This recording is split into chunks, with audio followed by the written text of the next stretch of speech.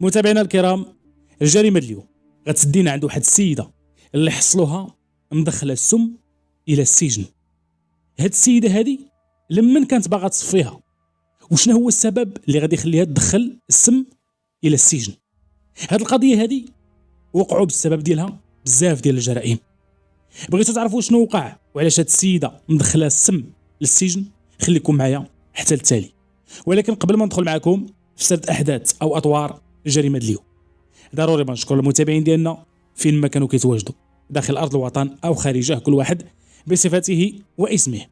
بدون اطاله وعلى بركه الله ندخل معكم في سرد احداث او اطوار الجريمه اليوم. ولكن قبل ما ندخل معكم في سرد احداث او اطوار الجريمه اليوم، الجريمه اليوم غتكون جريمه معقده وجريمه فيها بزاف ديال البحث وبزاف ديال الحيتيات والتعقيدات.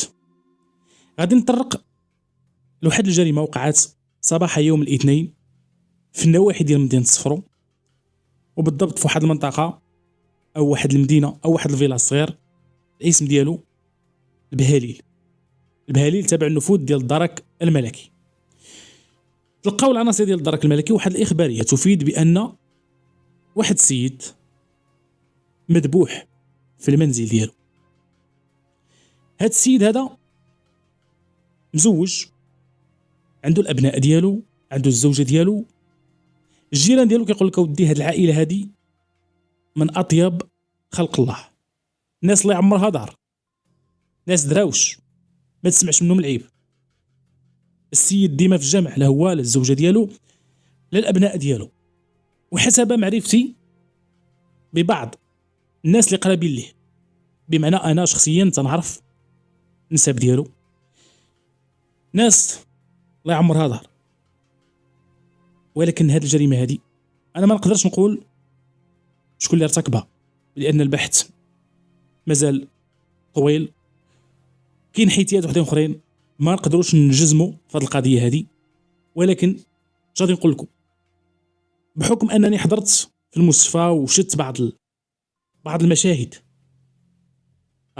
اللي هما قباحين، لهذا من خلال القصص اللي كنعاود لكم انا كنقول لكم استافدوا من الخطا ديال شخص واحد اخر.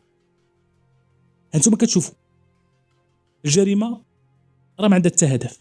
الانسان فاش يبغي يدير شي حاجه يفكر بان عنده وليدات، الا ما عندوش وليدات عنده امو، وإلا ما عندوش امو عنده الاب ديالو، وإلا ما عندوش والديه ماتوا الله يرحمهم عنده العائله ديالو، عنده نفسه. نفسك خصها تكون عزيزه عليك. هذاك المجهود اللي غنمشي نديرو في جريمه ورتكب شي حاجه اللي هي غادي تدمر لي الحياه ديالي والمستقبل ديالي، علاش ما نطورهاش في شي حاجه اللي تقدر تفيدني وحتى انا يوليو عندي الفلوس ويوليو عندي المشاريع ونقدر نعيش غير حياه كريمه. فعوض ما ندير جريمه ويمشي بنادم يتكرفس في الحباسات ويسمع الهضره اللي ما عند اللي يسوى ما عند اللي ما يسواش، لهذا الانسان يفكر مزيان. الجريمه راها لا تفيد. الانسان يحاول يفكر مزيان قبل ما يرتكب اي خطا، لانني المشهد اللي شفت اليوم مشهد مؤسف وما قدرش نبقى في ذاك المحيط. لان الانسان يكون الحياه ديالو زوينه، الحياه ديالو غاديه هي هذيك، بين عشيه وضحاها كيوقع واحد الغلط كتدمر العائله، كيتدمر كل شيء. نتمنى من الله يخفف ما نزل، وعلى بركه الله ندخل معكم في سرد احداث او اطوار الجريمه اليوم اللي دارت الاحداث ديالها سنه 2003، وهي احدى القضايا ديال الدرك الملكي.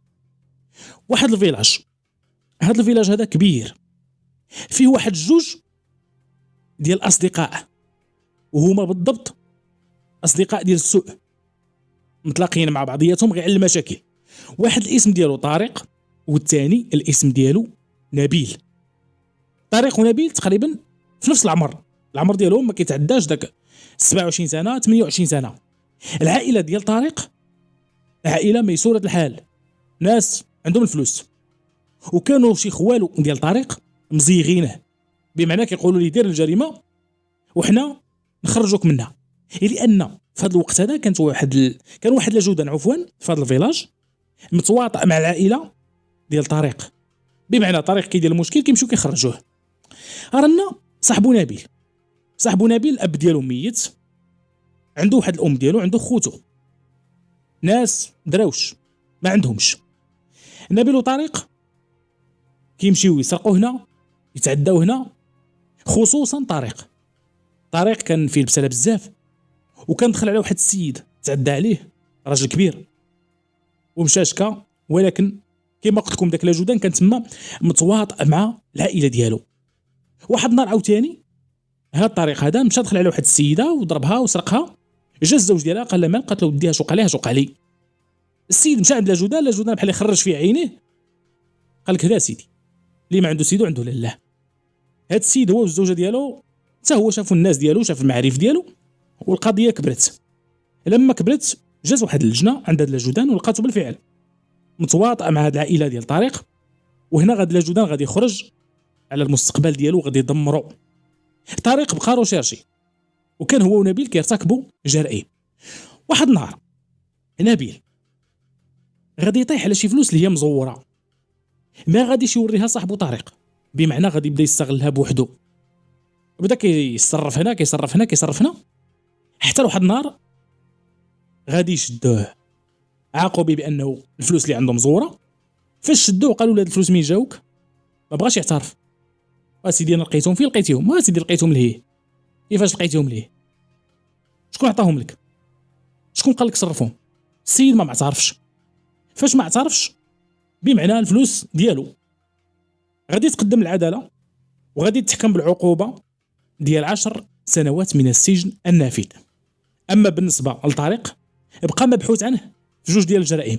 الجريمه الاولى هو الاعتداء على ذاك الشخص المسن، والجريمه الثانيه هي الاعتداء على ديك السيده اللي راجلها مشى كبرها وبسببه لاجودان خرج على خدمته.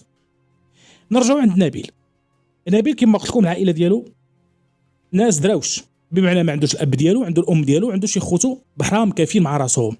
نبيل صيفطوه لواحد الحبس بمعنى التحكم النهائي، دخل السجن. هذاك شاف كارتي ديال السجن، شاف هاد نبيل واخا شفار واخا فيه بزاف الحوايج واخا جاي على الفلوس مزوره ما بحالو شيء، غادي يصيفطو لواحد الشومبر. هاد الشومبر هذا فيه ناس اللي هما جايين على الزوير، جايين على الحشيش، ناس اللي هما عندهم الفلوس. شاف هاد نبيل ما بحالو شيء قال غنصيفطو لتمايا يجلس مع داك الناس، بعدا غير يوكلوه، شي يدور معاه وشي يعطيه هادي وشي يعطيه هادي. هادشي اللي كان. نبيل صيفطو لذاك الشومبر، لقى تما ناس اللي هما نقيين، واخا الحبس راه ما كاين شي اللي فيه شي حاجه نقيه. نبيل دوز واحد المده اللي هي طويله داخل هاد الشومبر هذا. كاين واحد الشخص تما معروف بالتدلوي. التدلوي جاي على شي فلوس هو، وجاي كذلك على ترويج المخدرات والتهريب الدولي. واحد النهار هو يعيط نبيل، قالوا جي نبيل، قالوا انت علاش جايبينك؟ قالوا على الفلوس. قال لي خليتي شي فلوس على برا، درتي شي راس المال؟ قالوا لا والو. قال له كون خليت الفلوس على برا ما تلقانيش هنا، كان نتوما اللي كتعطيوني. وبالفعل التدلوي شاف بان هاد نبيل ما تيجي عنده حتى شي واحد، ما كيزورو حتى واحد. لو ما كان داك الناس داك الشومبر هذا كيعطيه دانون، هذا كيعطيه كذا وهذا كيعطيه كذا، ما عمرو يشوف شي حاجه. قال له اجي بلاتي دير معايا واحد الخدمه. قال له نديرها. قال له ولكن هاد الخدمه ما غاديش نقولها لك حتى غادي نعطيك المبلغ ديال 20 مليون. قال له كيفاش غتعطيني 20 مليون حنا في الحبس؟ قال له هاد 20 مليون غادي تعيط الام ديالك، وانا غادي نصيفط لك الفلوس لعند الام ديالك، وغير تجي السيمانه اللي جايه وتهضر معاها وتقول لك بان الفلوس راهم وصلوني، ديك الساعات اجي غنقول لك شنو غادي دير. نبيل شاف بان 20 مليون راه فلوس. قال له صافي. مشات. التدلاوي عنده صحابو على برا وعنده خوتو، عيط لهم قال لهم دوزوا الفلوس لمين فلان راه ساكنه في الفيلاج الفلاني. هادشي اللي كان. جات السيمانه الاخرى نبيل غادي يتصل بالام ديالو، قالت له بالفعل راه شي واحد جا وعطاني واحد المبلغ ديال 20 مليون. قال له صافي غادي تصرفي منه كذا وغتخلي كذا. نبيل جا عند التدلوي قال له صافي الفلوس راهم وصلوا للام ديالي، شنو مطلوب مني؟ قالوا لي مطلوب منك غدير واحد الخدمه ساهله. قال له كتعرف يوسف؟ قال له شكون يوسف؟ قال له يوسف هو ولد الفيلاج ديالكم، يوسف معروف عندهم تما، يوسف هو ولد خالته او ولد خالو ديال طارق اللي قلنا لكم مازال البحوث عنه.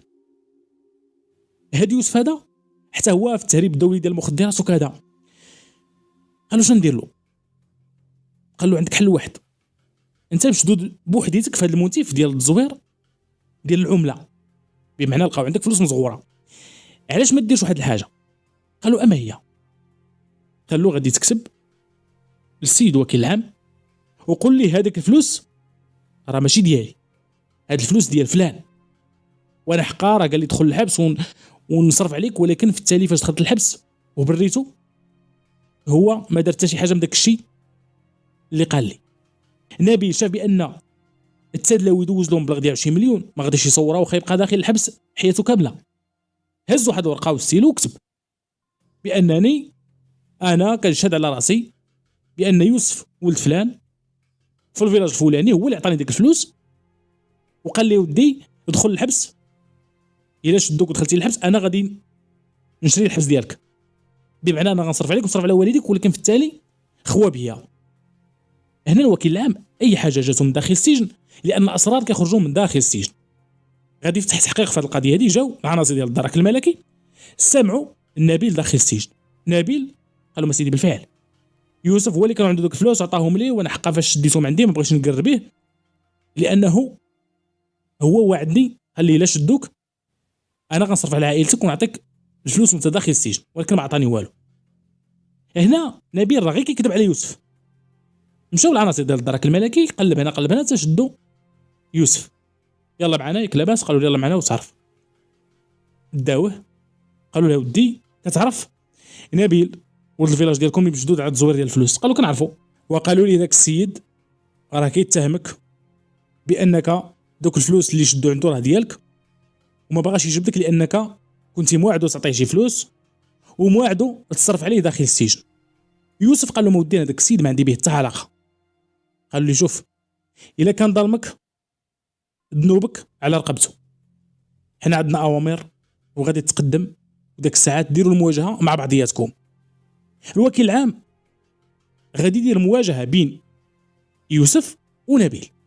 نبيل شاد المبلغ ديال 20 مليون، قال له ما سيدي بالفعل هذا السيد هو اللي عطاني فلوس مزوره وهو اللي وعدني باش يعطيني الفلوس الوالديه ويعطيني شي حاجه وانا داخل السجن، ولكن هذا السيد ما وفاش معايا وانا جبدته. القاضي بدا كيشوف وقال ليوسف الا هذا السيد ظلمك حنا ما كناش معاكم والسيد شاهد فيك وذنوبك على رقبته، غير تحكم يوسف بالعقوبه ديال 10 سنوات من السجن النافذ. غادي يجيبوه للسجن اللي فيه نبيل. نبيل واحد النهار هز راسو مشى عند شاف كارطي هو داك المسؤول على الحي اللي فيه نبيل. هذا الموظف هذا جا عنده نبيل قال له ودي شوف نعطيك السر، داك السيد انا راه جابدو في الموتيف وراه معايا في المشكل وحقاو فيها بزاف د الحوايج راه غيعتدي عليا، غادي يفرقوهم. بمعنى يوسف غادي يدار في واحد الكارطي بعيد ونبيل غادي يبقى في الكارطي اللي فيه. بقات الامور هانيه، بقاو الموظفين حاضين، بمعنى حاضين لا يتلاقى يوسف مع نبيل وتوقع شي مشكله. حتى لواحد النهار بمعنى داز واحد المده غادي يخرج يوسف ونبيل الزياره، غادي يجيو الوالدين ديالهم يزوروهم. يوسف غادي يجي عند الام ديالو ونبيل غادي يجي عند الام ديالو. غادي يحرصوا الموظفين باش ما تزامش هاد الزياره هذه معاهم جوج، بمعنى ما يتلاقاوش في الزياره كاملين، بقاو حاضين. غادي يحضيو يوسف هو الاولي مشى للزياره تلاقى الام ديالو. يوسف هو والام ديالو كيتعاودوا في الزياره كباقي السجناء اللي جاو عندهم العائلات ديالهم، جالسين كيتعاودوا.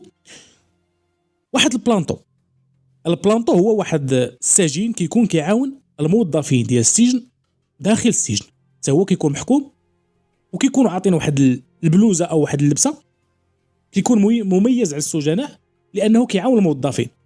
هذا البلانطو هذا الا مشى شي بلاصه ما كيقلبوش الموظفين لانه كيكونوا دايرين فيه الثقه، وشي مرات كيفتشوهم الا شكوا فيهم كيفتشوهم.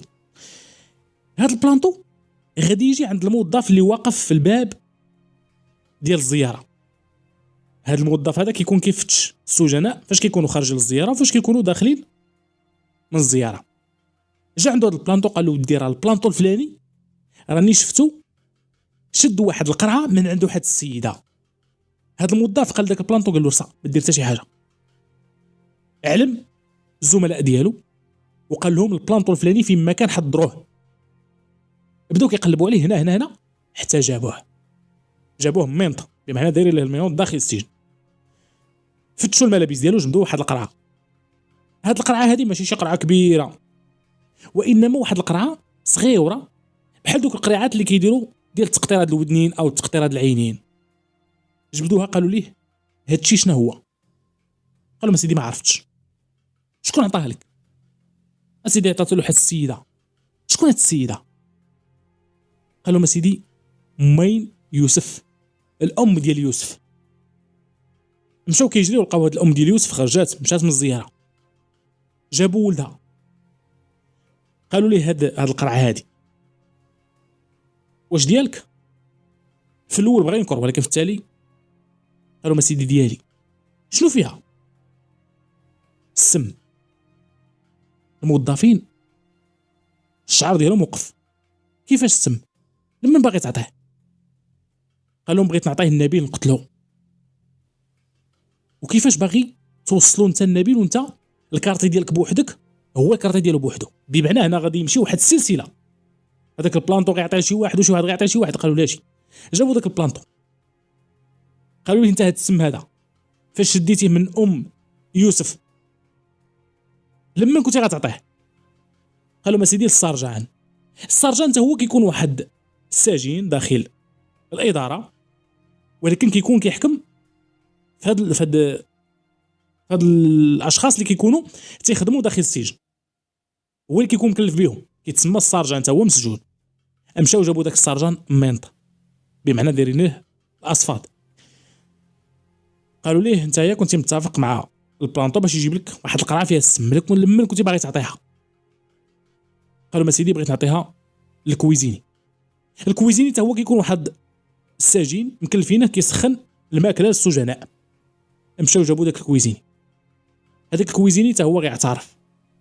قال ما سيدي بالفعل رجع عندي السرجان وعطاني شي بركه هاد الفلوس. قال له ودي راه غادي غنعطيك واحد القرعه فاش يجيب لك نبيل شي حاجه ديالو خوي ليه داك القرعه باش تصفيوها ليه.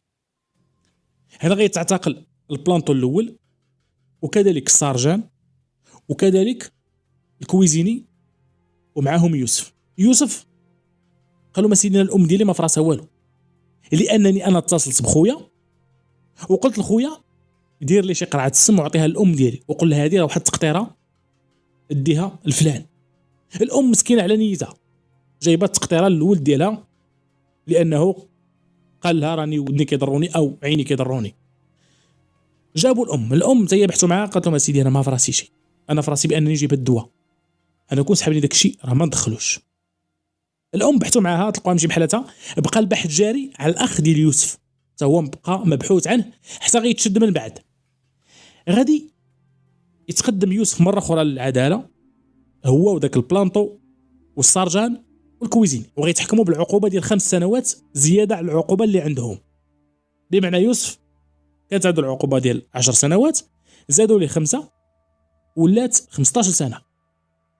هاد العقوبه هذه شحال من واحد يقول لي الكبيره كطيح الصغيره ولا يقدر يدمجهم وتبقى له العقوبه الكبيره. لا، لان هاد العقوبه هذه ما كتدمجش لانها صوبت او ترتكبت داخل السجن.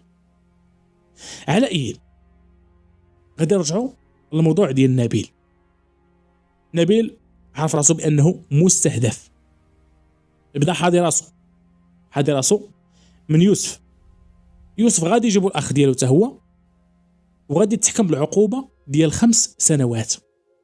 الطبيب ديال اداره السجن لما صيفط داك السم على المختبر وجاه التقرير السيد شد في راسو غادي يقول المدير والموظفين السجن هاد السم هذا لو كان درتوه للحبس كامل تقتلوه، غير هاد شويه كون درتوه للحبس كامل تصفيوه عليه. بمعنى سم فتاك. يوسف كان باغي يصفيها نبيل بطريقه بشعه، غير ربي نجاه. نخليو هذا الموضوع هذا هنايا.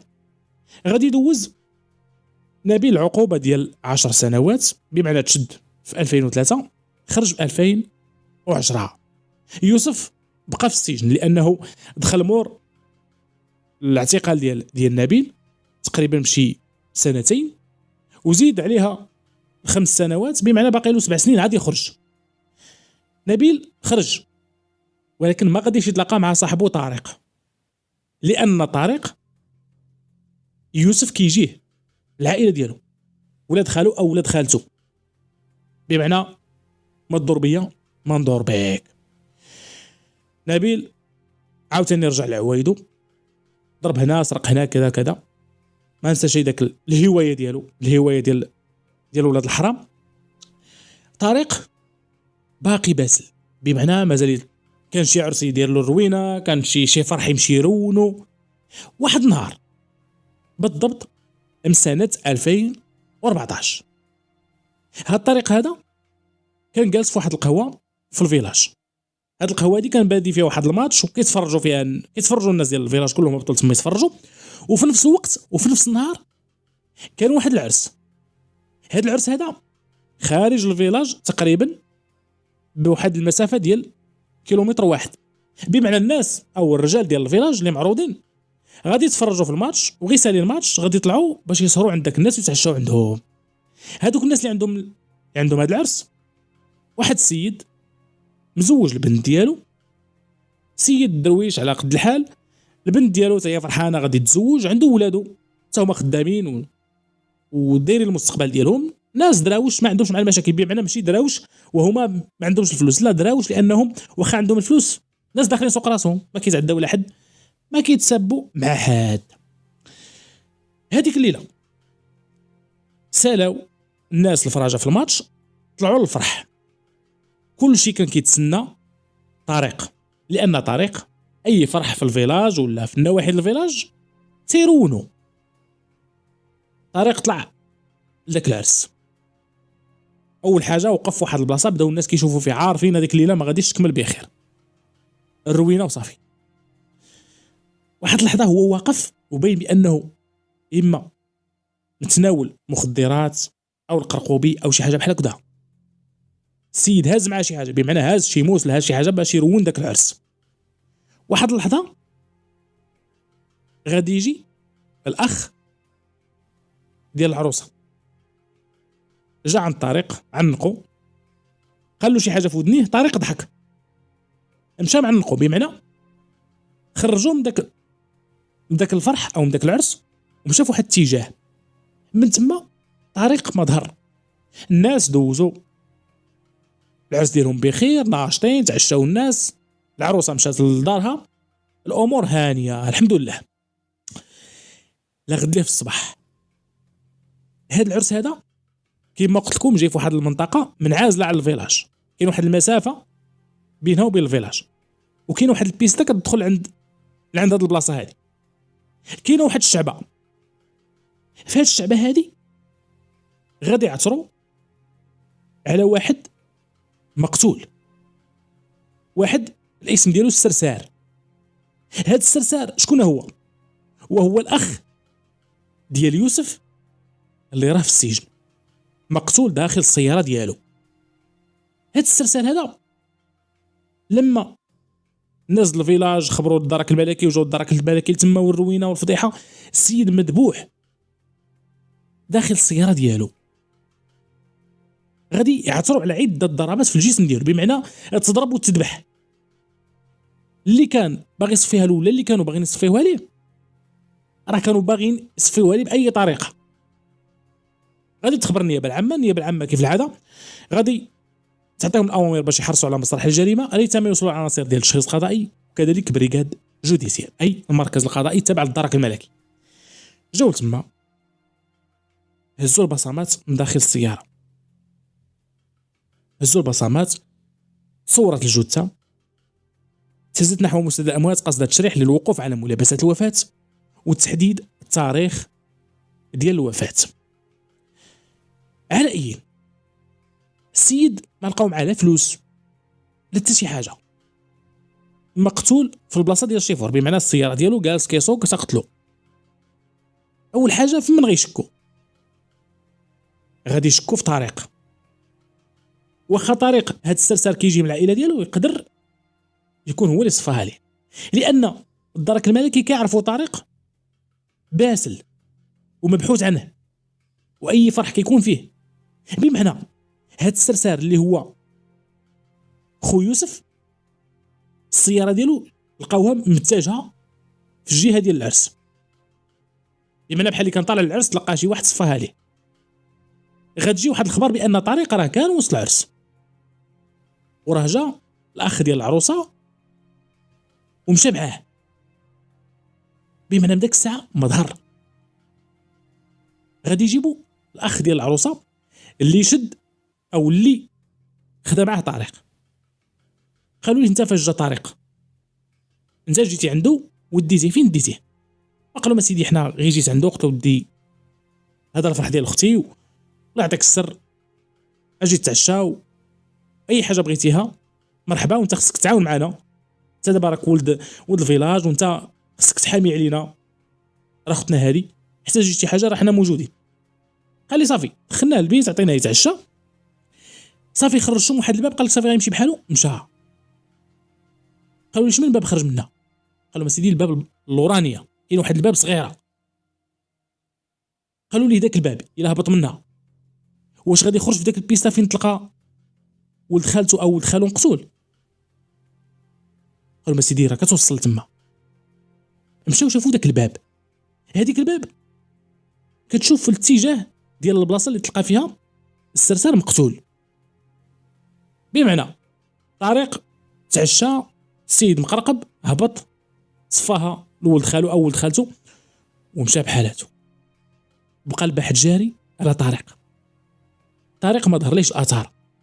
غادي يجي التقرير ديال التشريح الطبي، التقرير ديال التشريح الطبي كيقول بان السرسار كان في حاله سكر، ماشي شي سكر اللي هو طافح، وانما سكر السيد كان متناول خمور، تقتل قرابه داك جوج الليل، بمعنى في الوقيته اللي تعشى فيها طريق وخرج من الدار. يقولوا بانه سبب الوفاه هو طعنات تلقاهم على مستوى الصدر ديالو وكذلك على مستوى الرقبه ديالو. هذا التقرير ديال التشريح الطبي، شي حاجه اخرى ما كايناش. تصدرت مذكره بحث في حق طارق لانه هو المشتبه فيه في هذه القضيه هذه. غادي تدوز واحد المده بعد ما غادي يدفنوا السرسار وتدار الجنازه، غادي يجي التقرير ديال البصمات. التقرير البصمات اللي تهزوا من داخل السياره غادي يلقاو جوج، غادي يلقاو البصمات ديال السرسار اي صاحب السياره، وغادي يلقاو كذلك البصمات ديال نبيل هو اللي كان في السجن على القضيه ديال فلوس مزوره، وهو اللي جبد يوسف الاخ ديال السرسار. اش كيدير معاه؟ بمعنى نبيل كان مع السرسار اللي هو الاخ ديال يوسف، اش كيدير معاه؟ العائله ديالو اي العائله ديال السرسار بعد ما سمعوا الخبر بان تلقاو البصمات داخل السياره ديال السرسار قالك صافي هدا هاد نبيل صفى الحساب مع خونا الاول صيفطوا للحبس، راه مازال كيدوز الحبس، عاوتاني جا صفاها الثاني. ناض البحث، بمعنى العائله ديال السرسار كيبحثوا عليه، العائله او عفوا الدرك الملكي تيبحثوا عليه. واحد اللحظه حتى غادي يجي نبيل بيديه جا للدرك الملكي قدم نفسه، قالوا ما سيدي بلا ما تبحثوا عليا ما والو، انا حميوني، بمعنى حس بالصهد، حس بالعائله ديال السرسار كيبحثوا عليه غيصفيوها ليه، اللهم يقدم راسو يمشي للحبس حسن ليه ما يصفيوها ليه بشي طريقه بشعه. قالوا ما سيدي انا اللي قتلته. شنو هو السبب القتل؟ قالوا ما سيدي انا جا عندي السرسار وكنا كنشربوا انا وياه. قال لي ودي شوف المشكل اللي بينك وبين خويا صافي دابا اللي عطا الله عطاه، وانا حقا كنت انا اللي كنت جبت لك السم عطيته للوالده باش يعطيه لك خويا، ودابا اللي عطا الله عطاه، ودابا حنا نصفيو الخواطر. بقينا جالسين هاد اللحظه قال لي نمشيو لداك العرس. قلت له يلا. حنا وصلنا لداك الشعبه، حبس الطوموبيل بدا كيهدد فيا. انا عندي الموس مستعد، هزيت داك الموس بديت كنوجه طعنات، في الاخر صفيتها ليه وهربت بحالي. كانت هذه الاعترافات ديال نبيل غيتقدم العداله وغيتحكم بالعقوبه ديال المؤبد، نخليوه جانبا.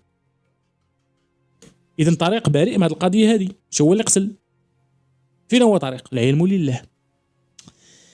داز مده تقريبا ديال 2 غادي يخرج يوسف هو اللي كان باغي يدير السم النبيل باش يصفيها ليه داخل السجن، واللي كان عاونو في هذه القضيه هذه هو خوه السرسار اللي تلقى مقتول، لان خوه السرسار هو تحكم بالعقوبه ديال 5 سنوات، ولكن دوزها، بمعنى خرج قبل خوه، دوز العقوبه ديالو وخرج قبل الاخ ديالو اللي هو يوسف. تما غادي يتلاقى مع نبيل عاوتاني وغادي يصفيها عليه. على اي يوسف لما خرج من السجن غادي يلقى طريق مازال مختفي، ما كاينش. السيد من داك الليله العرس ما ظهر ليهش اثار. هذاك العرس كما قلت لكم مواليه ناس دراوش على قد الحال. السيده تزوجت، هذيك السيده اللي تزوجت داك الليله وقع لها مشكل بينها وبين الزوج ديالها، بداو كيدابزوا، كانوا تصدع بيناتهم. الزوج كان عنيف مع الزوجه ديالو، كان كيضربها، كيتكرفس عليها، نوبا يركلها، نوبا يطرشها، نوبا. هاد القضيه هذه مرفوضه.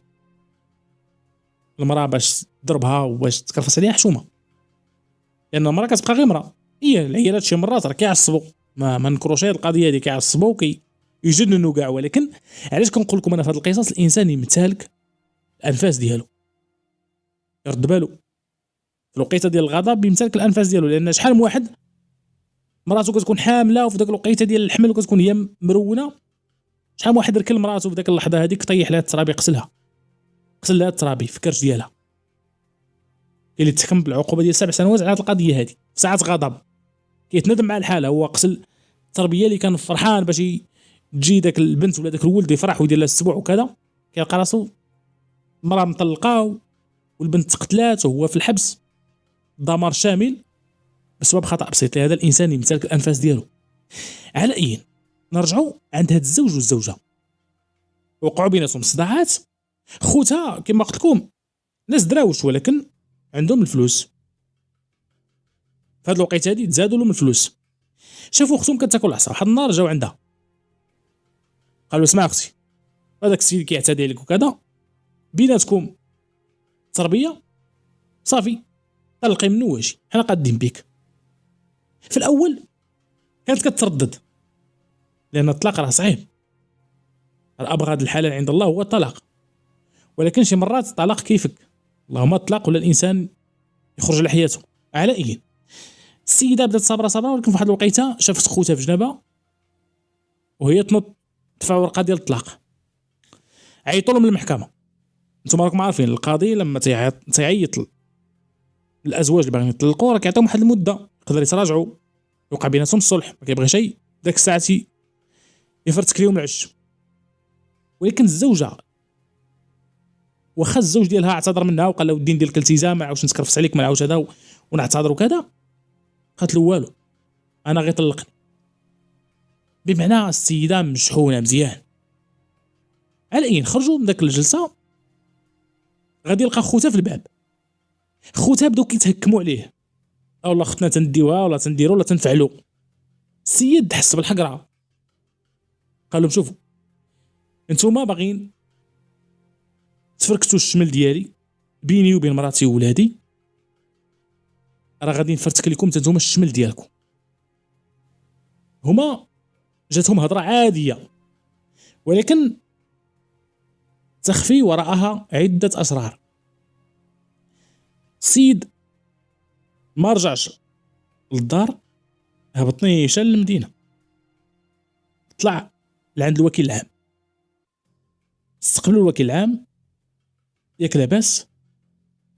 كيقول هذا الزوج بانه مزوج هو والسيده ديالو، وقعوا خلافات بينه وبينها. قال له ايه، قال له خوتها جا وحرضوا عليا باش تطلق مني. ايوا، قال له سيدي السيده ما بغاتش ترجع. ايوا شنو حب الخاطر؟ قالوا انا بغيت نقول واحد السر. اما هو؟ قالوا ما سيدي خوتها ديال مراتي قاتلين واحد السيد ودافنينه في المدود. شنو هو المدود؟ هو داك البلاصه اللي كيحطوا فيها العلف، كتكون بنيه في الكوري تيحطوا فيها العلف البهايم باش كياكلوا منه. كيفاش؟ قال له ما سيدي بالفعل نسابي قاتلين واحد السيد وها فين دافنينه. داك الساعه الوكيل العام عطى الاوامر للبريكاد جوديسيير كذاك التشخيص القضائي، انتقلوا على المكان، اعتقلوا نسابو، اعتقلوا كذلك الزوجه. مشى معاهم الزوج وراهم البلاصه، قالوا ما سيدي في هذه البلاصه هذه. بداو كيحفروا، بالفعل غيتفاجئوا بان كاين جثه ديال انسان مدفونه بالملابس، ولكن تحولت الى هيكل، لان دازت واحد المده ومدفون، بمعنى ماشي شي دفنه اللي هي قريبه، مدفون لداخل. جابوا نسابو ديال هذا السيد، قالوا ليه شكون هو هذا اللي مدفون هنا؟ قالوا ما سيدي هذا اللي مدفون هنا وهو طارق اللي كان روشيرشي وجا داك ليله العرس. على اين غادي تصوروا هاد العظام وغيتحالوا على المختبر والاخصائي ديال العظام باش يشوفوا واش الجثه بالفعل هي ديال طارق. جابوا هاد الاشخاص هادو، جابوا كذلك خصوم اللي هي الزوجه ديال هاد السيد، جابوا هاد السيد كلشي في حاله اعتقال، حتى هاد السيد غيتعتقل لانه هو عنده عدم التبليغ، لان في راسو شحال هادي ماشي عاد دابا. كيعترفوا الخوت ديال الزوجه بان داك الليله طارق جا بالفعل وجا في واحد الحاله ماشي هي هذيك، وجا عنده خو العروسه عنقو، قالوا دي شوف حنا دابا اختنا ديال العرس وانت تحامي علينا وكذا وكذا. طارق في الاول ضحك وجاتو مزيانه، كيقول واحد من هاد الخوت ديال العروسه بانني دخلته للبيت باش نعطيه يتعشى، تبعوني خوتي. الوقت اللي تبعوني خوتي السيد بحالي حس باننا بغينا ندوروه، بغى يجبد شي حاجه. حنا عندنا تما المنجل، عندنا الشاقور، عندنا كلشي. ضربناه الراس، السيد طاح، غي طاح خليناه تما وطرقنا عليه الباب ومشينا كملنا الفرح. تسالينا في الصباح جاو خوتي قالك اش غنديروا في هادشي؟ قلنا لهم ودي السيد اصلا روشيرش والسيد عنده مشاكل، اللهم ندفنوه. في غندفنوه في المدود عندهم الكوري، مشاو تما عندهم الكوري ديالهم، بداو كيحفروا على خاطرهم، جابوا السيد ردموه تما، ردموا عليه التراب، داروا فوق منه المدود، امور جد عاديه. هاد الاسرار هادي كيفاش خرجت؟ الزوجه شي نهار هي وخوتها كيتعاودوا، حتى ساق الخبار بان خوتها راه دافنين السيد تما. وانتم عارفين عاود الزوجه هي والزوج ديالها بداو شي نهار كيضحكوا ناشطين مع بعضياتهم، اجي يا فلان ما فراسك شي داك الليله اش وقع، راه خوتي ها الكارثه اللي داروا. عاوتاني الزوج بقى ساتر عليها لانهم ضاحكين صافي، تا وقع بيناتهم المشاكل. عاد غادي يمشي ويبوح بهذا السر عند الوكيل العام. هاد الخوت بثلاثه بهم كانوا كيظنوا بان داك السر قالوه لختهم ما قالت والو، ولكن حنا كيف كنعرفوا راه السر اللي بين الازواج ما يعلم به غير الله. بزاف ديال الاسرار كيكونوا بين الازواج، وبزاف ديال الحوايج كيتعاودوهم. السيده سمعت الهضره مع عند خوتها، شي نهار كانت ناشطه هي والزوج ديالها ضاحكين ناشطين، قالت له ودي اجي تشوف شنو داروا خوتي داك الليله، هاد العرس كانوا غيرونوها، رقبطوا فلان، دقدقوه، قتلوه، دفنوه. فين دفنوها؟ في بلاصه فلانيه. الزوج عاوتاني كان ناشط، ما تسوقش، هي يستاهل، حتى هو كان غيضيع لنا العرس وكذا وكذا وكذا. الوقيته اللي كما كنقولوا حنا تخوض ما بيناتهم.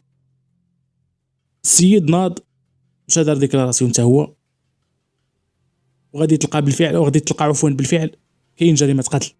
الخوت ب3 ايام غيتقدموا للعداله، غيتحكموا بالعقوبه ديال المؤبد بتهمه القتل العمد مع سبق اصابه الترصد واخفاء الجثه. اما بالنسبه للزوجه والزوج ديالها عندهم فقط عدم التبليغ والتستر عن جريمه، بمعنى الزوجه ما فراساش بان ديك الليله تقتل، تا داز من بعد داز مده عاد جا خوتها قالوا لا ودي حنا ديك الليله اش درنا، هي ما عندهاش العلم حتى من بعد عاد عرفت. كذلك الزوج تا هو ما عارفش بان ديك الليله راه نسابوا وارتكبوا جريمه، ولكن تستروا عليها. لو كان غيوصلهم الاخبار مشاو ديكلاراو غادي يتعفوا من العقوبه، ولكن مهما ما عرفوا دوزوا واحد المده وخلاها نقطه ديال الشونطاج تا فاش وقع مشاكل عند ديكلارا غادي يتسمى عنده عدم التبليغ والتستر على جريمه. بالنسبه للزوجه تحكمت بالعقوبه ديال 2 سنين، والزوج كذلك بالعقوبه ديال 2 سنين. متابعينا الكرام، كانت هذه قضيه اليوم وهذه جريمه اليوم، نتمنى تكونوا استفدتوا منها وخديتوا منها العبره. وانتم كتشوفوا القصص اللي كنعاودوا، الانسان كيعيا ما يخطط، كيعيا ما يرون، طريق الحرام راه باينه والجريمه راه باينه. الانسان ما يضيعش الحياه ديالو، راه الانسان كيعيا ما يخطط، راه كتبقى الروح عزيزه عند الله.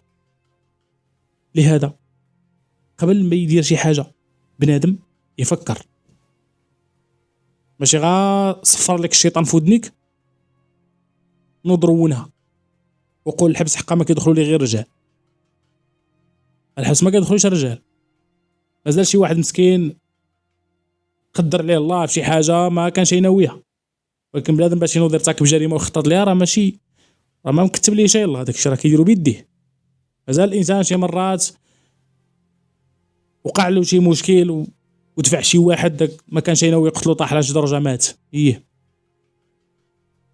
ولكن باش الانسان يخطط ويرتكب جريمه راه ما يقولش الانسان راه مكتبه. شنو غنمشيو حنا نعتقلوا الشيطان نجيبو نديروا له المينوط ونديو الحبس نقولوا كنت حق راه صافي الشيطان حضر؟ لا. لهذا الانسان يرد باله ويحاول يستفد من هاد القصص هادو، لان هاد القصص هادو فقط للعبره باش ما نطيحوش في المحظور ونطيحوا في الاخطاء ديال وحدين اخرين. الحمد لله راه الانسان متميز بالعقل. كنتي معصب وانت واقف جلس، كنتي جالس وانت معصب وقف، لان كل ما غيرتي الحركه كل ما تفاجيتي وارتحيتي.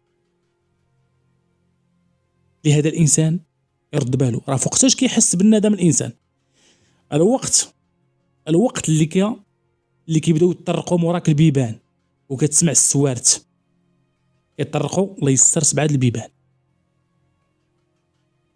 وكتلقى راسك وسط واحد البيئه ماشي ديالك، كتلقى راسك وسط مجرمين، وسط ناس موسخين.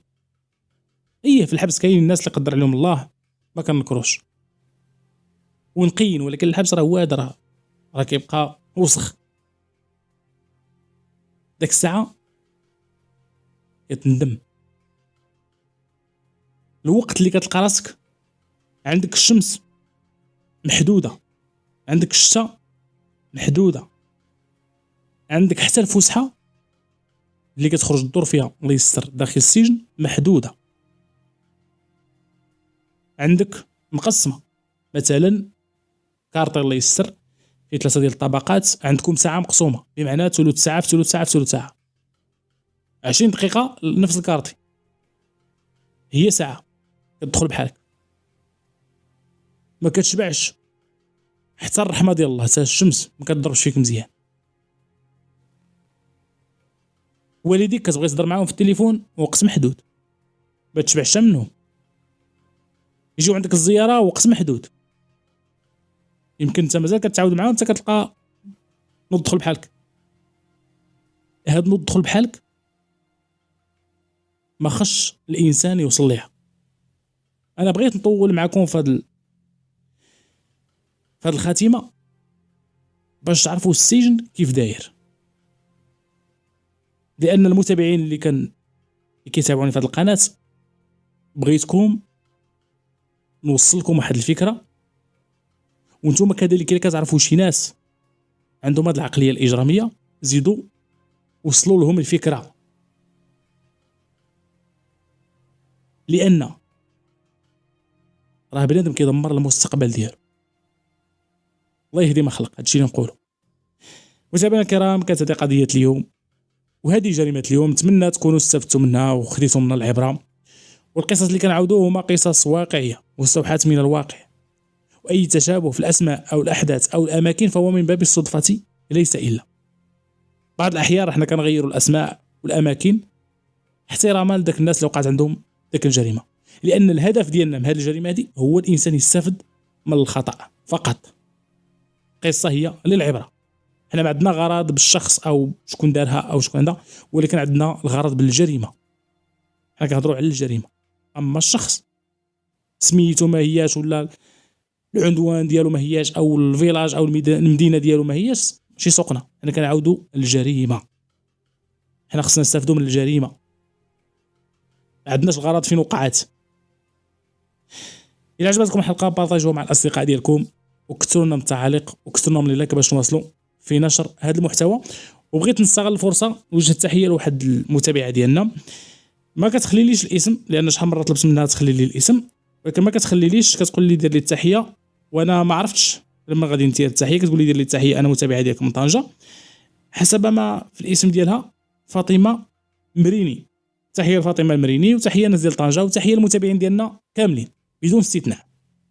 شي واحد بغى ندير له شي ديديكاس ولا شي حاجه، الواتساب راه عندكم، راه ديجا كيتواصلوا معايا بعض المتابعين. وكذلك خليو لي في التعاليق، خليو لي الاسم ديالكم المدينه ديالكم، وانا في الحلقات ان شاء الله اللي جايه غادي نوجه لكم تحيه. مع العلم ماشي تكتب لي انا متابع من مدينه فلانيه، ماشي مشكل، انا كنحسبها بانك كتشرفني بالمدينه ديالك، ولكن الا بغيتني ندير لك تحيه كتب لي بانني انا من المدينه الفلانيه عافاك شي تحيه، او انا من مدينه فلانيه بغيت تحيه. وانا ان شاء الله في الحلقات القادمه ما عندي حتى مشكل، والحمد لله احنا عائله وحده وقناه ديالنا كاملين. الى هنا تنتهي الحلقه، نتلاقاو ان شاء الله في الحلقه القادمه. كما كنقولوا في نهايه جميع الحلقات، الله يبعد علينا وعليكم شر الخلق. دمتم في رعايه الله، والسلام عليكم ورحمه الله تعالى وبركاته.